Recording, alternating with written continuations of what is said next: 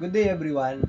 For today's video, our topic is about traffic control, and I will discuss in chapter 4 the principle and the system of traffic control used to ensure the safe, orderly, and efficient movement of vehicle and pedestrian. And chapter 4, the first traffic control is the fundamental of traffic control. It states that traffic control involves the use of rules, signs, signals, and markings to direct the safe movement of vehicles and pedestrians.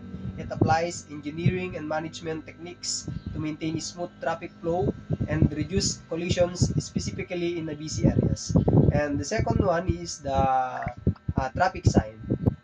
It states that traffic sign provide important regulatory warning and informative message to road users. And regulatory signs guides motorists towards destination and routes. In the Philippines, traffic signs follow the PWH standard and the Vienna Convention on the road sign and signals, ensuring uniformity and clarity. And the third one is the traffic signal lights. Traffic signal lights state that traffic lights are power-operated devices that alternate the flow of vehicle and pedestrian at intersection. Red means yon yung tatlong traffic light, the red, green, and the yellow. And sabi dito that red means to stop and the green means go.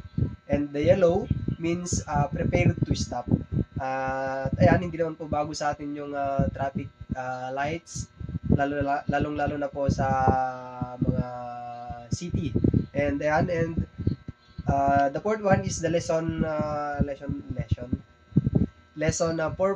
the pavement marking and markers.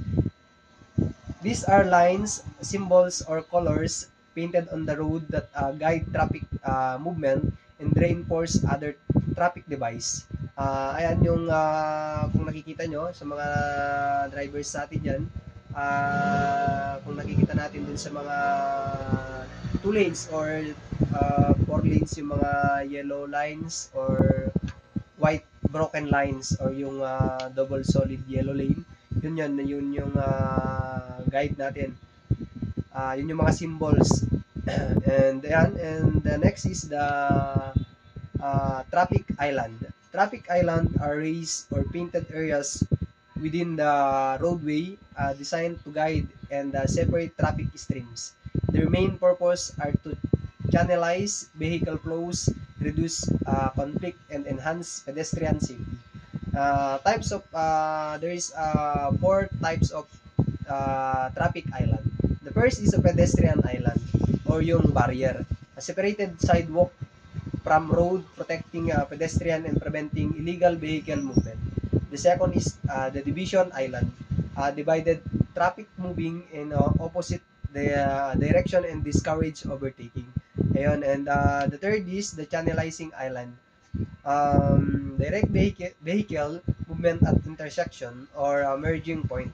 The fourth is the rotary island or the rotundas. Ayan. Found at intersection, this circular island allows vehicle to turn around safely, minimize congestion, and control pedestrian movement at a busy crossing. Overall, in the chapter 4, highlights that effective traffic control through the use of signs, signals, marking, and the island is essential for maintaining road safety, order, and efficiency. And understanding this device allows future traffic enforcers and motorists alike to contribute to a more disciplined and safer roadway environment. That's all. Thank you.